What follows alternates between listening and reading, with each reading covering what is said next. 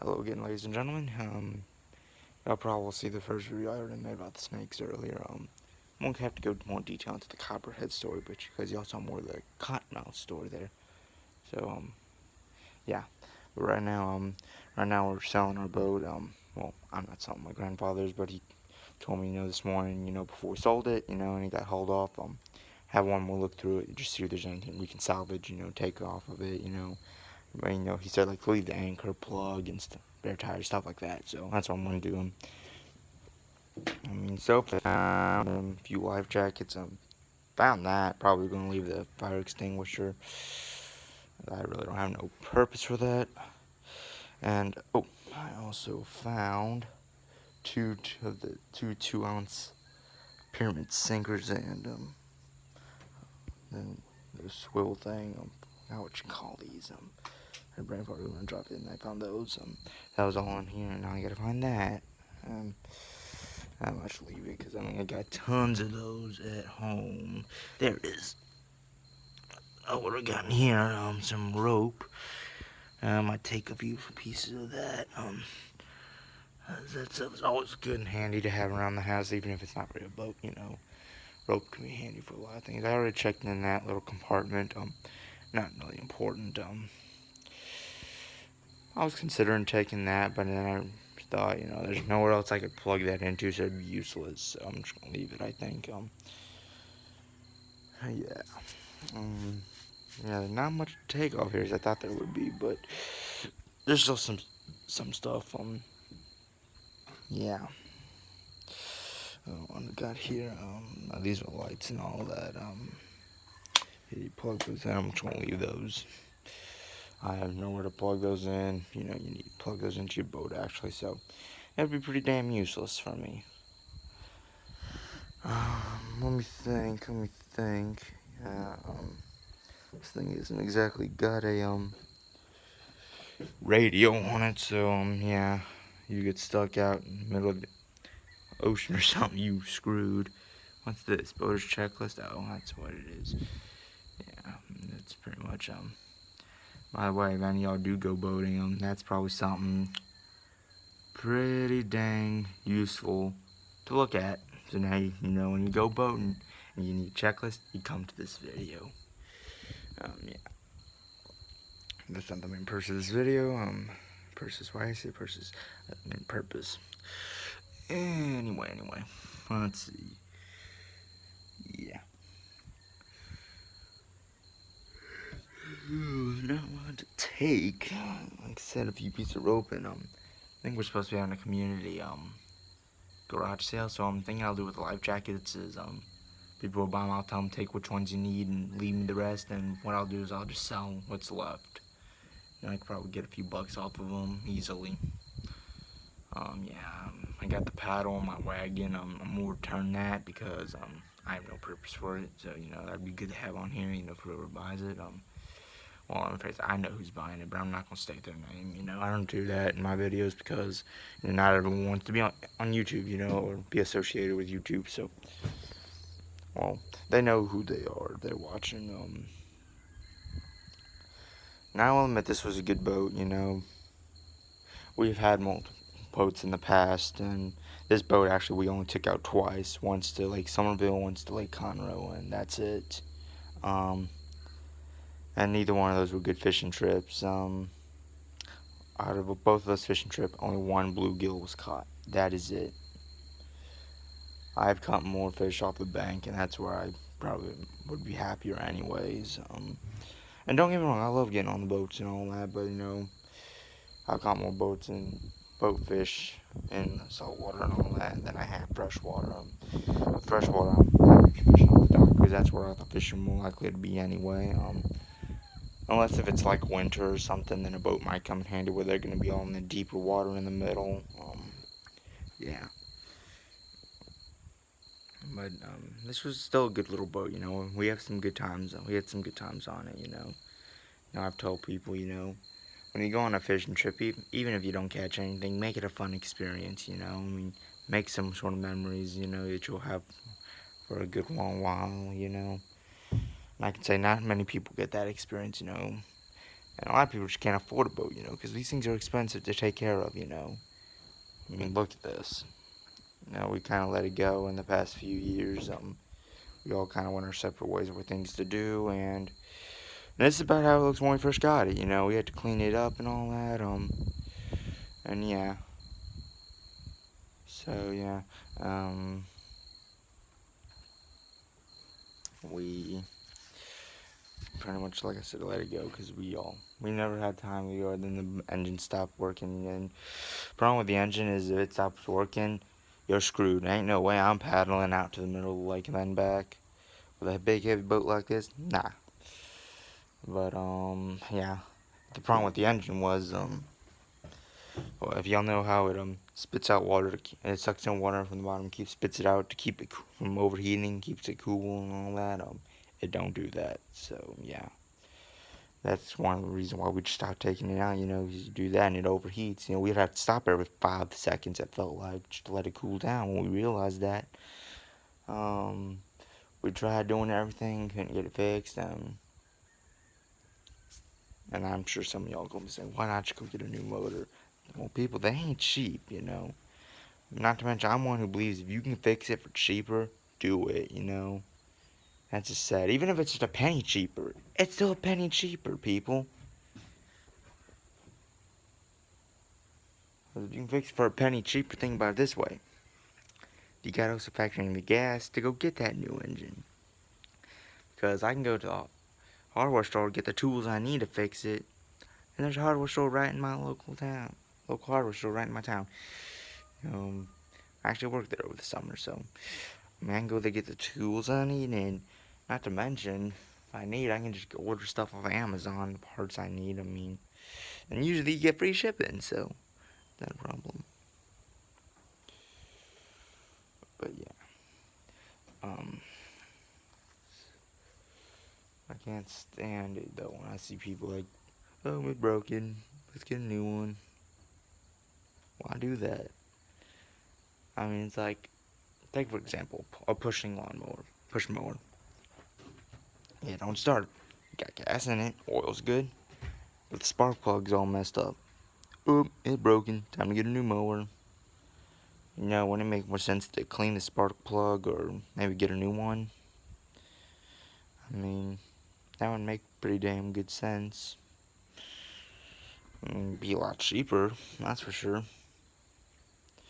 I don't know why people do that, but I think it's ridiculous. I mean, in the end, I can tell you it's your money and you can spend it however you want. You know, it's the same deal with fishing equipment. You know how some of it's like $500 for a rod and reel combo, and then it's like $10 at Walmart. You know, for a rod and reel combo that was just as good. I had someone at school telling me I spent $500 on a rod and reel combo for quality. I can tell you there ain't no much more quality on that than there is for a $10 Zebco rod. I can guarantee that. Because I've had some Zebco rods last me. I still have one of the Zebco rods I've had, damn, before I was born. It was original my grandparents, and damn, it's still going just fine. Occasionally gotta change the line out on it, but that's because it's a bait caster, and one line gets old, it gets weak. That's only like a $1-2 fix. So I don't get why people would spend $500 on a rod that's about as strong as a $10 Zebco rod at Walmart. I don't get it. It's ridiculous. You know, there ain't no extra quality in it, people. You know, you go to Bass Pro Shop, they're gonna overcharge. Don't get me wrong, I love going to Bass Pro Shop. It's a fun place to go, but you know, I try not to buy a whole lot of stuff there because it's expensive. You know, I'll bet you that $10 Zebco rod at Walmart probably can cost you about $20-25 at Bass Pro Shop. No joke, people. They are high prices. They have high prices there. Um, but yeah. Anyway, back to my current situation on the boat. Ooh. I don't think there's much else to salvage, actually, people. I am out of things to take. Should I press the horn button? I'm not. I probably don't even work anyway. Oh,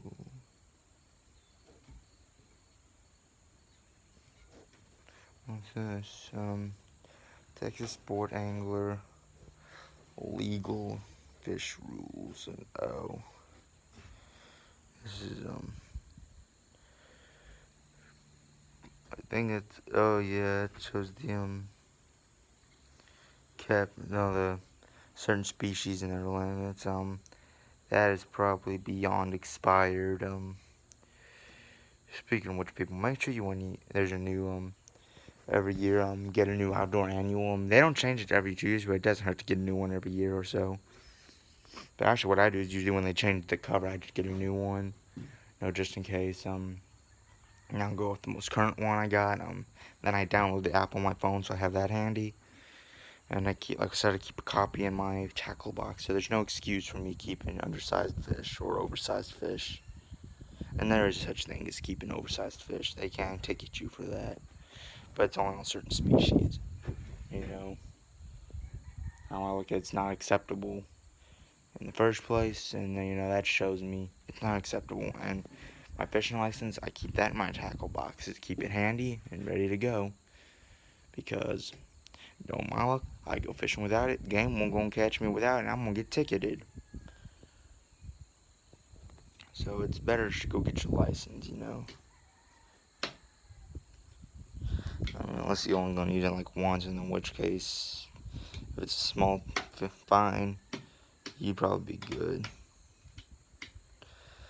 So yeah, let me think what else. Not much else I can think of. I probably didn't do a very good job at looking into the camera for this video. I've been looking around, looking for things to salvage and all that, so yeah. So far, I got a few life jackets and a fire extinguisher, which I'm going to put back. I don't think I'm going to keep that. I might test it out just for fun. Actually, I don't think I'll put the pin back in. I'm going to do that, so probably wouldn't be a good idea. So, yep. I would say that's about it. I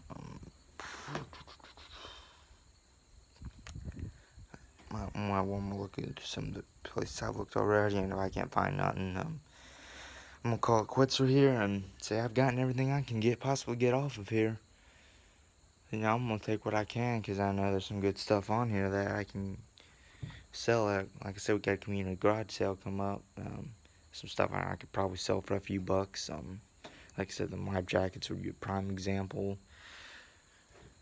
Because if y'all didn't know, they got different sizes you got to go through. So it's better just to go buy them yourself versus just buy a boat with them. Because you do that, once you bought them, you take the risk. It's not your size and all that. In the end, it's a free life jacket. Don't get me wrong, but like I said, it's better to pay the extra few bucks for safety. And we got these at Bass Pro Shops, but that's because they don't sell them at Walmart. And yeah, well, we did that, and they work out just fine. But yeah.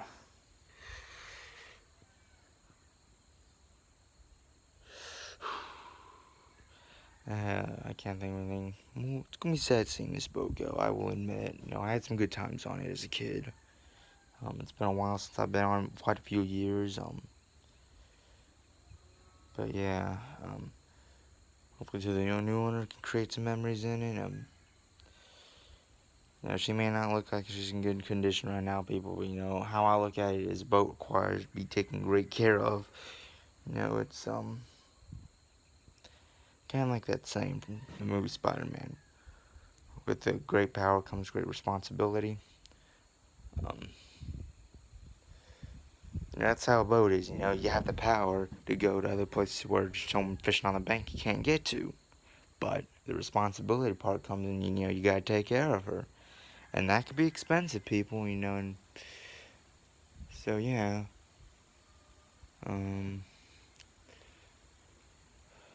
Yeah. Boats ain't cheap at all. They fun, but they ain't cheap. To be honest, what I want to do is get a little fishing kayak. That'd be more my speed. because that allows you to get into spots not even a boat can get into, like this. Now you're giving up speed, don't get me wrong, not protection, because those little kayaks can be pretty dangerous if you're in rough waters.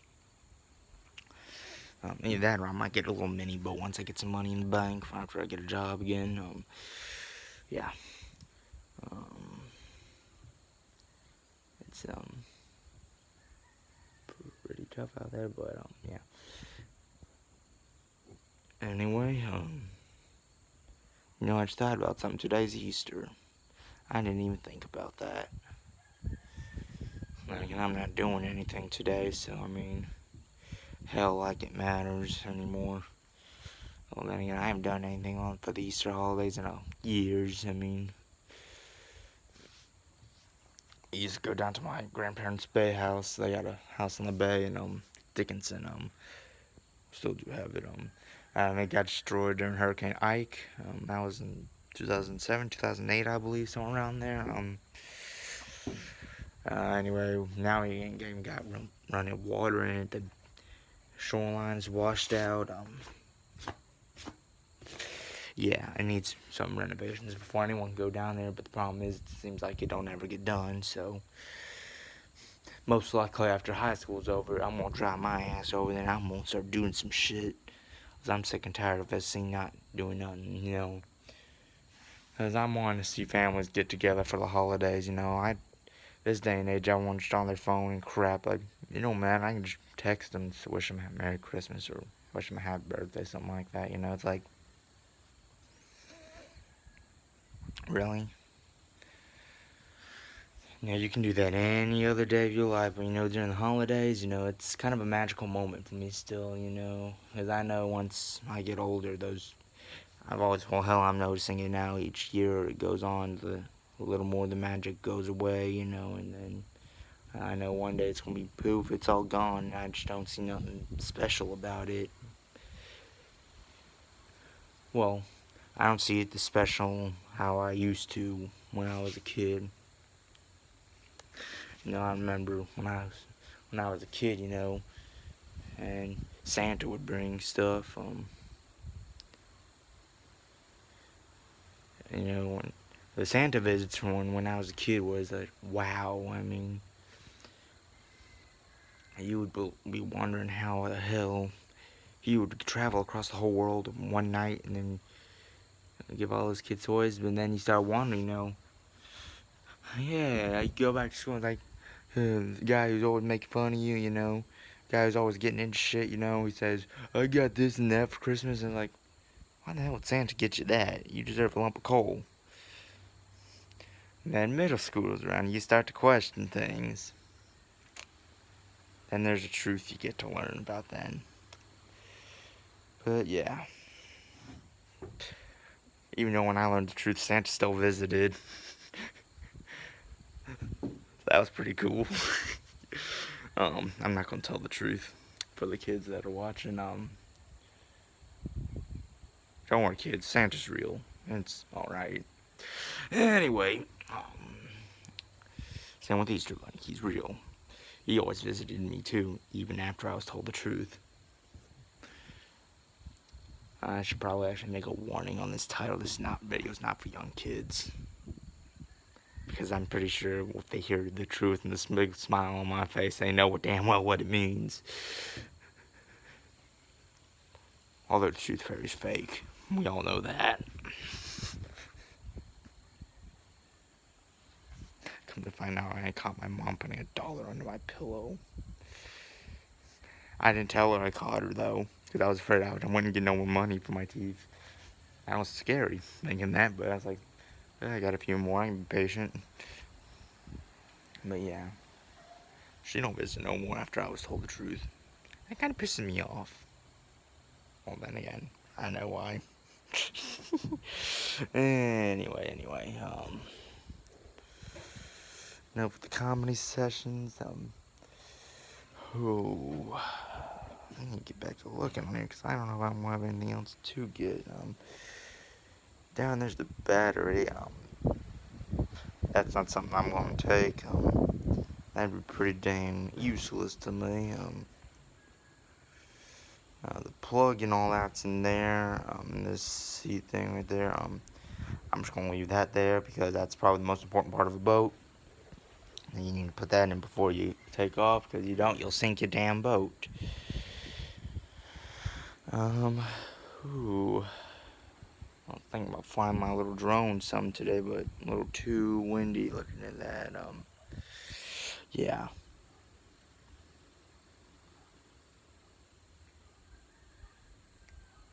Ooh. Yeah.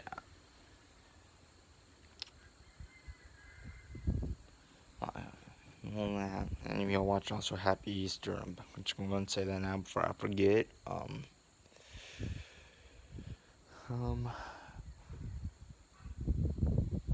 Yeah, I'm probably going to do a special video later tonight, maybe like a roast session on the Easter Bunny, something like that. There were some times I got some pretty shitty stuff from him, I will admit, so. Well, if I had my hunt license right now, I need to go renew that big time. I've been putting that off for damn near pretty much months now. I need to go renew that. You do that. What else do I need to do? Probably could stand to go run a few errands. Well, I actually just need to go get some new guns because I had to get rid of all those recently for certain reasons. There weren't many. It was just like 2 or 3. I had to sell them because I needed cash real quick, and hell, they were old guns anyway. So yeah.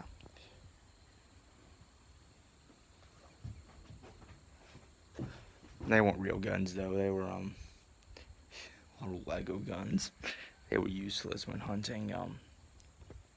Well, really, when I go hunt, I just borrow one of my parents' guns because I currently don't have money. I'm a broke ass little bitch, so I borrow my parents' guns when I need a gun. That's if they let me do it, use them. Find my own ways of hunting. Usually, it's I like the primitive ways of hunting by setting traps. I mean, I like going deer hunting with the guns and all that, you know. But I'm more one for